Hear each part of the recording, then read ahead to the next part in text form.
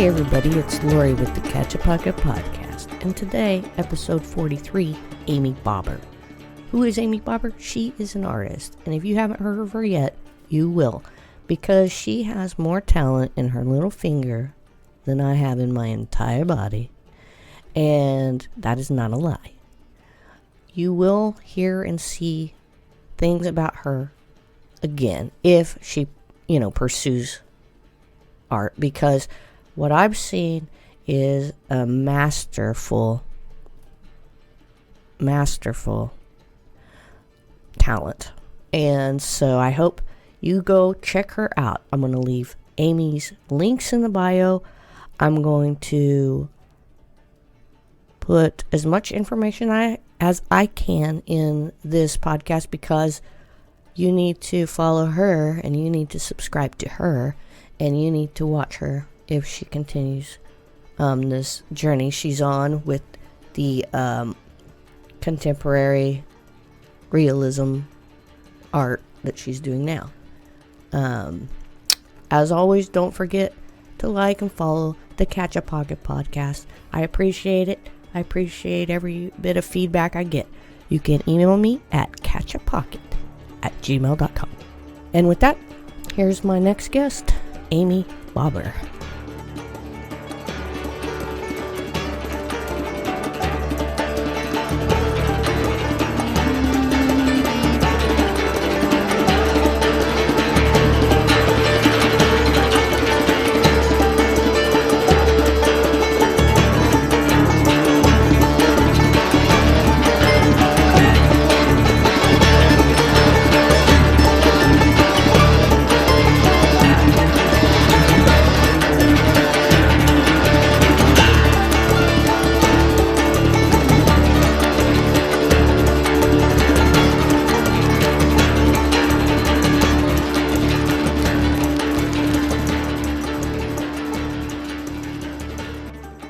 I'm here with Amy Bobber, and she's a great artist, not even emerging really, because you're really just great.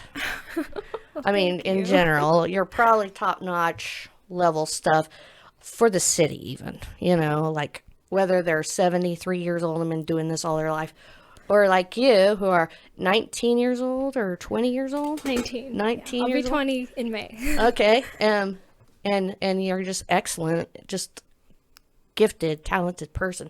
So we're going to start from where you were born and kind of move ourselves up to today. Yeah. Okay?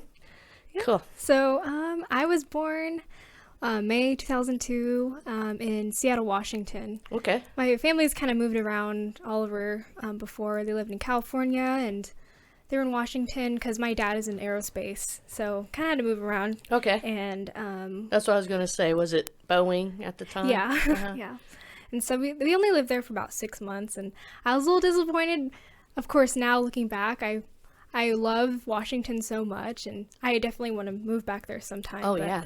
Then I grew up in Texas, in Fort Worth. That's near Dallas, and we lived there for about 10 years, and so that's where a lot of my childhood was. And I was homeschooled for second grade until 8th grade, so okay. I was at home a lot, just making art. Do you have brothers and sisters? Yeah, I have 2 older sisters. One, the oldest, she's 26, and then the other 25. So you were all together getting homeschooled together at that time? Mm-hmm. Okay.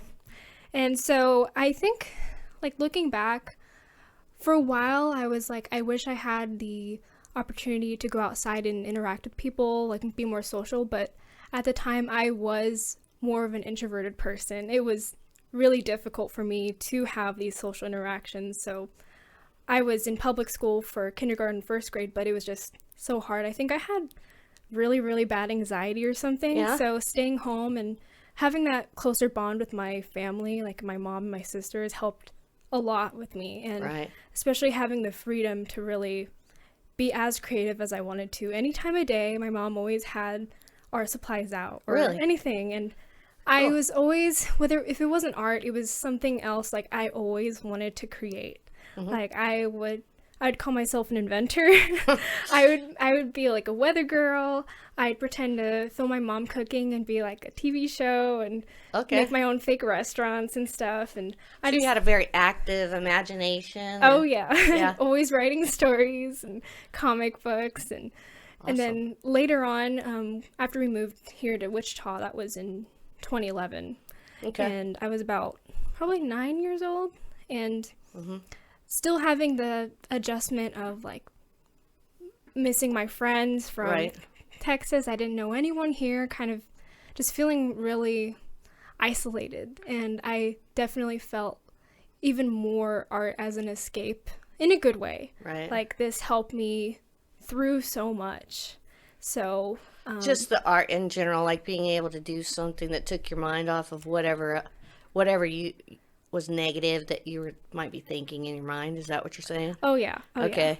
Yeah. And because before it was like growing up, I will say I had a very strict household, so a lot of things were hard to express myself in certain avenues. So being able to especially like write stories in these characters, I'd kind of reflect myself through them and kind of express myself that way and pretend to be them in a way. But and then I started up in high school.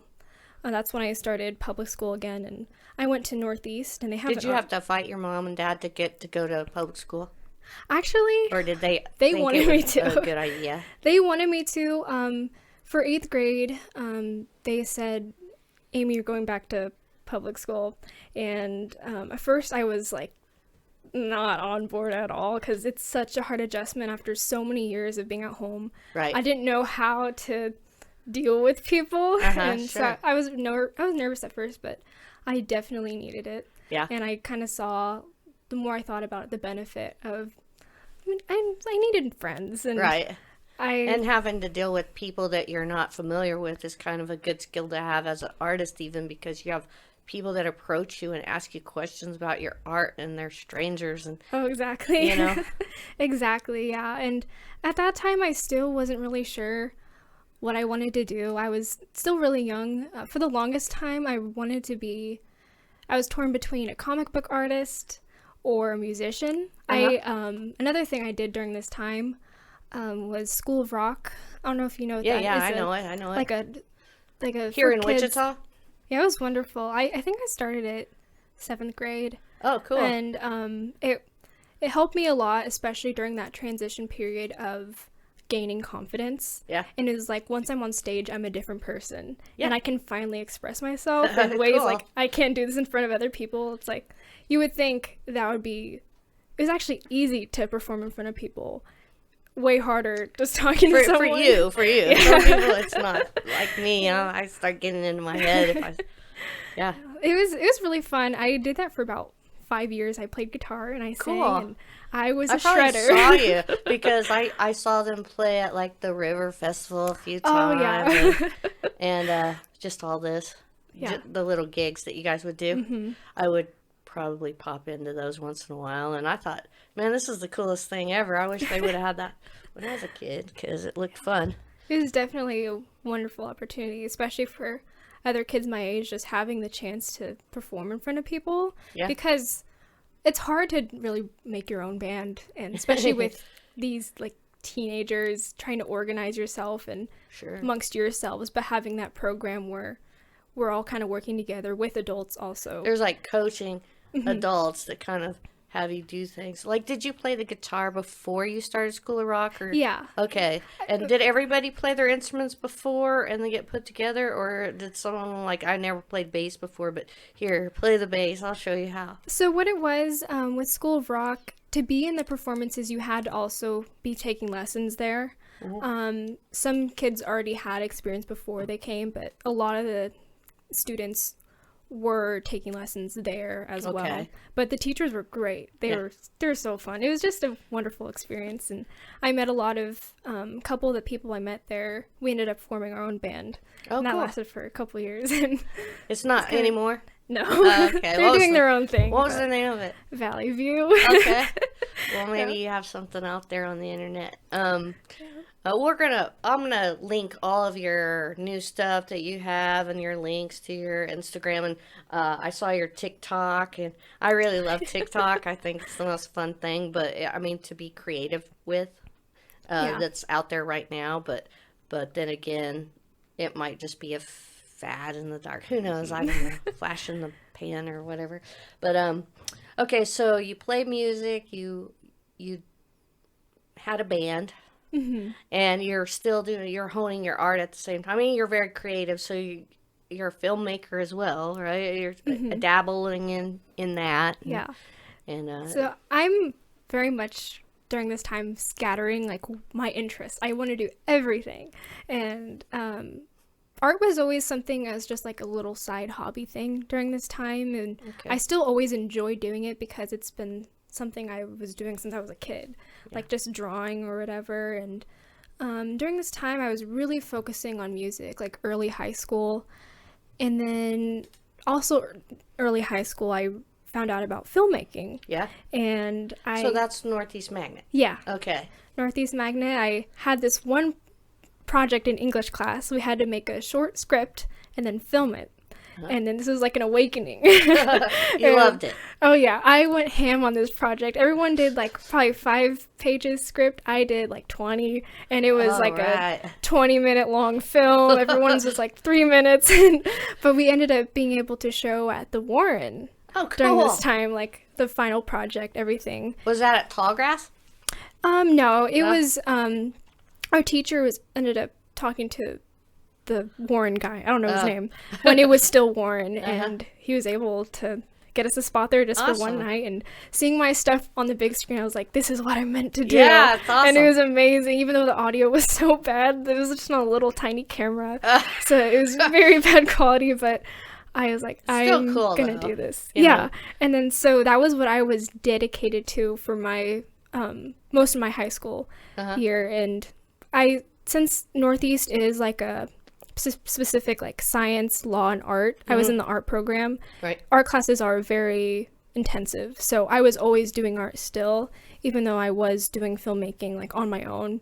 So I was, during this time also, I realized I love classical art, because before I was really into anime style. Right, because you were talking about comic books, right? Yeah. And you were into that kind of. And more just contemporary. And then I started researching more art history, and I thought, I really like, Baroque, Rococo, Renaissance type of stuff. And I thought, I was trying to replicate this style. And then because I did acrylics during this time, and I realized I need to learn oil painting to do anything like this, especially with portraits. And I did not know made you know that? Like your teacher at school, or reading it, or just watching a bunch of YouTube videos, or all the things? At first it was me. I kind of realized acrylics aren't going to work with this because if people don't know, acrylics dry super fast. They're like a plastic-based paint, and they don't blend at all. They dry within like 5 minutes. And being able to have like the smooth softness of like these Renaissance paintings, you need something that can blend well and dry in a really long time. So I heard about oil painting like here and there, didn't know much about it. And I just knew that it was expensive, took forever to dry, and I probably would never try it because I was just so intimidated by it. And then I think it was one of my art teachers. They mentioned like, you probably should try oil painting. And so we didn't have much supplies at schools because of how expensive it is, but actually this all goes back to thanking my mom. She was actually the one who helped me start oil painting, because one time I had a gig with School of Rock kids at the art museum, and they were having like an outdoor like art festival with like booths and stuff. So when I was performing, my mom was walking around, and she runs into this artist, Ernest Vincent Wood. Okay. And he's this like amazing like local painter. He is like the best like contemporary classical artist that I've seen. And so she got his contact info, and she said, I have this daughter, she's 15, she's really trying to get into the classical art. Would you be willing to teach her? Mm-hmm. And he said, I usually don't teach, but, I'll invite her over. We'll have dinner together. I'll get to know her and see what, if she's truly dedicated. Right. And so we talked to him, and I was his only student. And he's like, okay, I'll teach you. Yeah. So so something in your interaction together, he took to you, so he was right. Oh, yeah. And I think looking back, if I would not have taken lessons from him, you wouldn't be right where you are. Oh, not at all. Yeah. Not at all. And I think it was like every other week I had like a 2-hour lesson with him, and he helped me a lot with like technical stuff, like lighting and colors, and he started me out with just like the 3 primaries and trying to mix any colors we see from just these 3, and that helped me so much. Just little things, and he's so good. I can go on and on about how wonderful he is, but he helped me so much. Do you still go paint with him, or not anymore? Since the pandemic and after high school, not that much. Not as much? Yeah, and especially now that I've become more advanced on my own. He was really good for helping me with the basics and starting out, but now since I'm focused more on refining my own style, and that's like neoclassical. Is that what you would consider your style? I guess so. Yeah. There's a lot of different things you could call it, like classical, like contemporary classical. Some of my stuff is surreal. I was calling it realism, but somebody else said, it's not realism unless it's during this time period or this time period. And I'm not exactly the most advanced, knowledgeable person in the art world, so I'm like, well, it looks real to me. And they said it's called neo-realism usually, if you want to be accurate. And I'm like, okay, but it's wonderful what you're doing. It's kind of fantasy realism or something like that, I think. And it's just like it looks just like the person. I don't know how you capture it like that, but it's amazing. It's just... Thank you. Yeah. Thank you. So it really takes a master's touch. Yeah. Yeah, I think it's a lot of trial and error. Yeah. And, of course, what a lot of people don't see is all my past art and the pieces along the way, just like the drawings. And I definitely didn't start out this way. I think I started art when I was like 3. Yeah. But, of course, I was very... bottom of the barrel type art, like kid art, right? But at least I was still always trying to improve and always trying to challenge myself, and whether it be like with style or just look of it. And I definitely feel like I found what I meant to do, and I can find a voice in the type of art I do now. Right. Oh, that's really poignant, because I feel like that too, like when you see your art now, I see some of your art from the past because of what you've posted or something like that, but I don't know from 3 years old to now, but what I do see is this vision of, you can see the light and things, that it's amazing how you can see it and then be able to articulate it onto a board. I think, I hope you go further, and I can't wait to see what happens next, because you are only 19 years old. Yeah. So there is so much more, for you to do. You could become a major filmmaker or something like that too. Your passions take you wherever you want to go. So what is your next step? Like, what does 2022 have in your future that you know of, that you're thinking? So I do like to set goals, and even if I don't know exactly what I'm gonna do, I still like to have a general idea of things to motivate myself. So this year my goal is to have a more cohesive style to myself, because throughout the past few years of doing art, a lot of it is trying to replicate my influences with which is like the dark, dramatic Renaissance art, but I've been liking more of brighter color schemes and pastels, and I feel like that's more of my personality, but still incorporating the dramatic emotion of these older paintings, trying to blend them two together. Right. Because they're two of my inspirations. But I've been trying to also learn, like, just because I like something doesn't mean I have to make that. Right. And also, why am I making something that looks like others when people can go to theirs? I want to find a reason why people are going to specifically me for my art. And, like, having personal stories in my pieces, becoming more personal with what I make. Yeah. So you're learning how to bridge the two things together better. Mm-hmm. That's your goal for the year. Oh, is to get that bridge into this niche that's just you. Yeah. And continuing on probably into your future and stuff like that. So your pieces that you have right now at the gallery downtown, 12? Yeah, Gallery 12. That all has kind of a theme to it. Mm-hmm. So talk about that just a little bit. So, because I want people to go down to Gallery 12 and go see it up close, because it does change it when you see it in real life. Oh, yeah. So the ones I have at Gallery 12, I have a wall there that I'm renting. Mm-hmm. And a lot of those are like the more dark, dramatic type of theme. They're mainly like reds. I do love reds, mm-hmm. painting reds, and like the richness of that. And one of the paintings I have up there, gosh, I changed out a couple of them, so I'm trying to remember. But I know one of them for sure. It's called Valentine, and it's just this girl sitting and holding a heart. Like a real heart. Yeah. it's bloody. Yeah.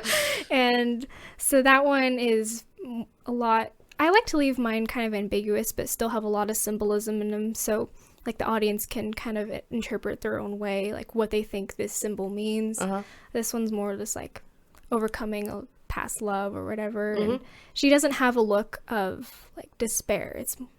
You kind of wonder, like, is she happy about this, or is she, she's overcoming. So, and gosh, the main one I have there, it's called Vessel. And this one actually took me, I think, about 9 months. It's the big piece there. You've been working on it. Because it had many stages. That's a lot of my paintings have many stages. I have an idea, and then in the middle of it, I'm like, this is not what I want. I don't like how this is looking. I don't like the pieces, like the symbolism in this one. It's not what my intentions are. And just trying to decipher what I actually want in my head. Because I know it, but at the same time, I don't. So trying to figure that out. And time is changing things as you're going as well, probably.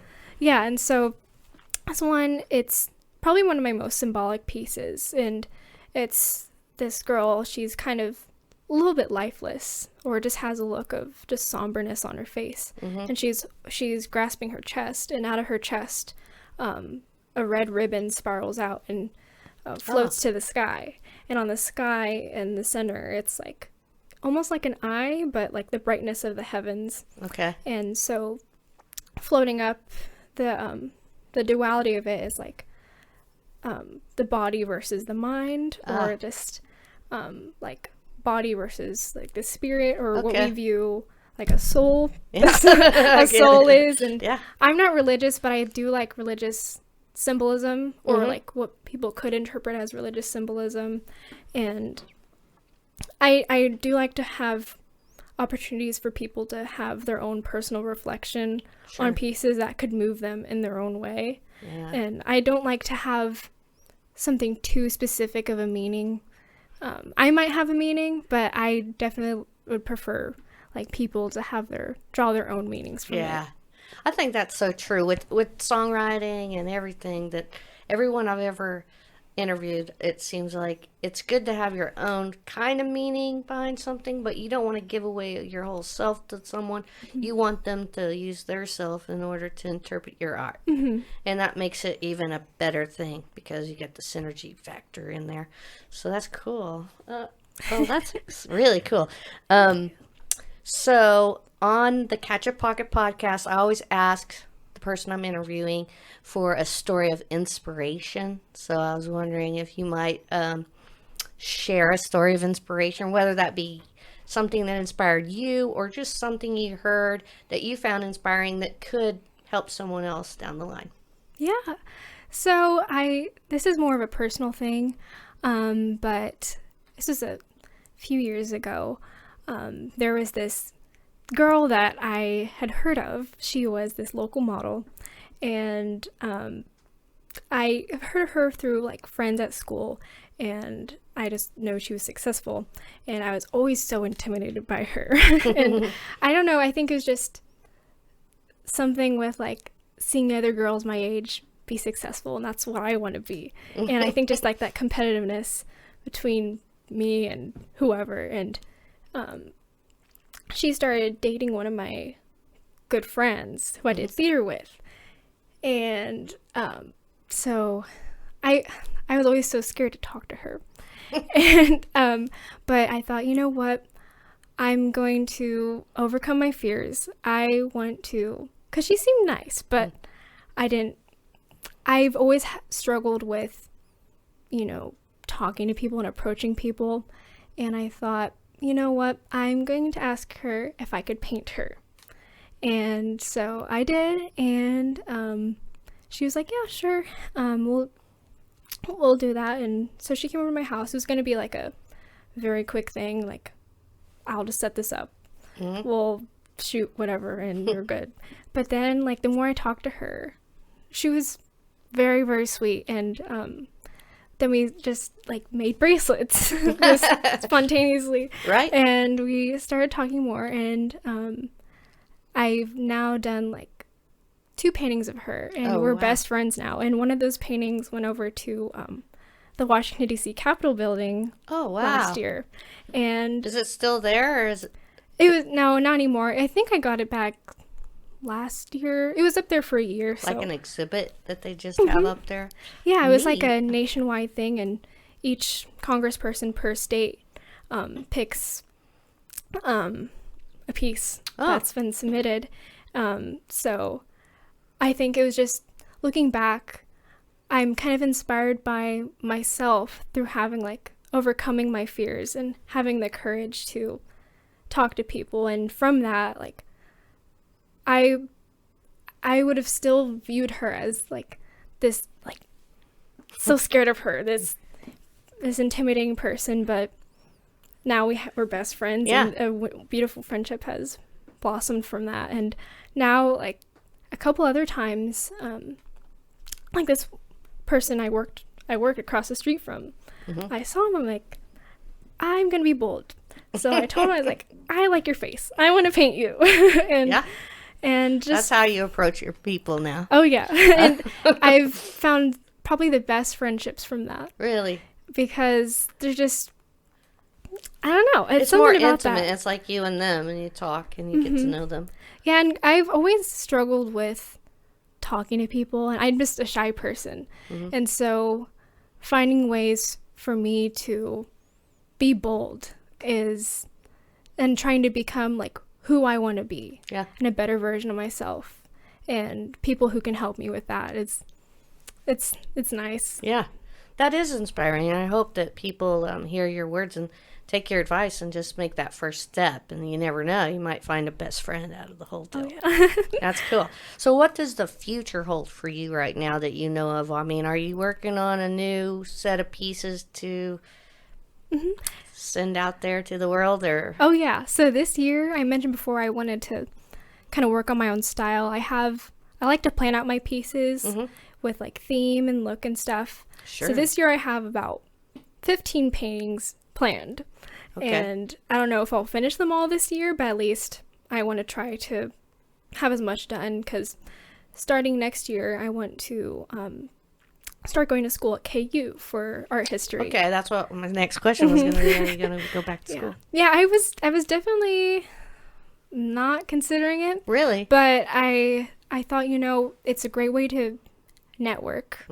And also, I've always had the urge to learn more. And I love art history, so I thought, might as well. And especially Lawrence, where KU, the school is, I heard their art community is really good too. It is. It really is supportive and good, and I think you'll find a lot of interesting people to cross the street for. You know what I mean? And yeah, just trying to branch out more, because for the longest time, I've just been sticking to Wichita and Wichita galleries, but I'm like, there's Hutchinson, which I just had a show a couple days ago, and I got first place, Awesome. which I was beautiful. And then there's I'm Salina, telling you got a talent that's so. I feel so honored to have you here because I feel like someday you're gonna be famous, and I'm not kidding either. It's like you are so talented, and I hope for that to happen. I mean, as long as it's the good thing to happen to you and don't get run over by a bunch of, gross people. I hate those people. Oh, but, you got friends here in Wichita, and I'm glad you're a Northeast graduate because my son goes to Northeast. Oh, really? And is graduating this next year.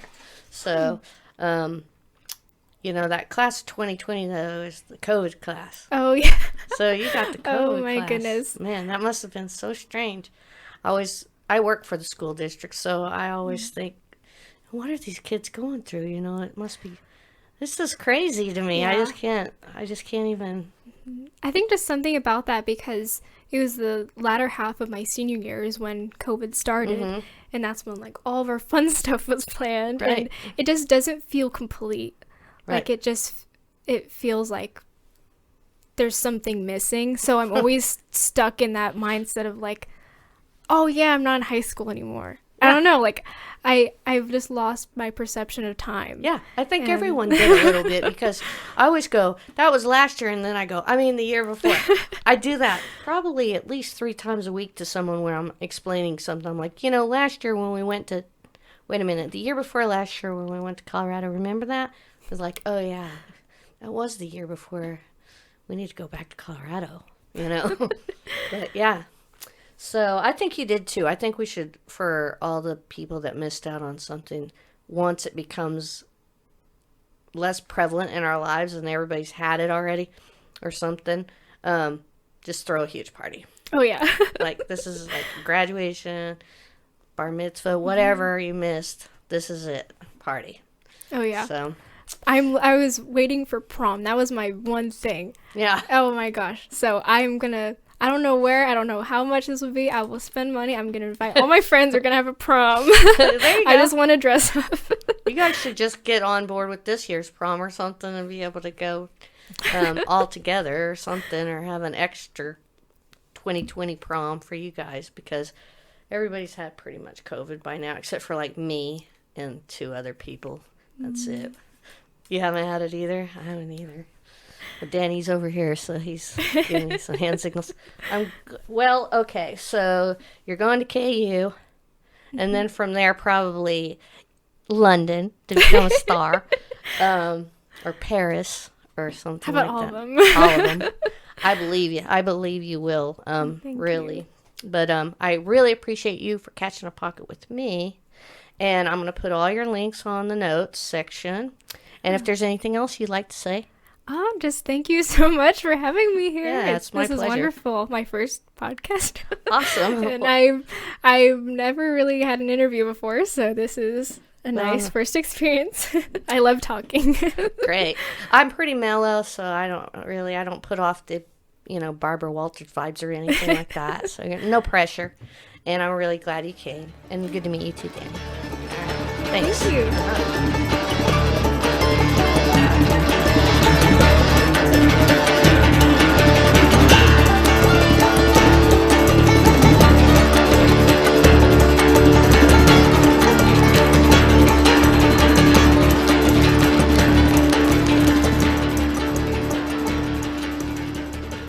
Thank you, Amy, for coming, and thank you guys for listening and learning about another inspirational artist in Wichita. If you guys have any ideas, shoot me an email at catchapock@gmail.com, or you can catch me on Instagram. I'm doing some TikTok stuff, but it's really kind of random. Give me some feedback on this stuff, guys. I'm really interested in your opinions and what you guys think is happening in Wichita. So with that, I hope you guys catch a pocket you could be proud of. Catch you next time.